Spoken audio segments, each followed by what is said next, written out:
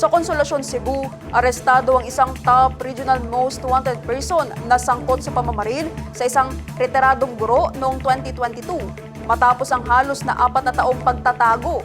Ang blotter sa report. Kinilala ang naarestong suspect sa alias na Manong, 69 years old, isang habal-habal driver at itinuturing na top 2 regional most wanted person. Inaresto ang suspect sa bisa ng warrant of arrest na inilabas ng RTC Branch 16 sa Tangub City para sa kasong murder na walang inirekomendang piyansa.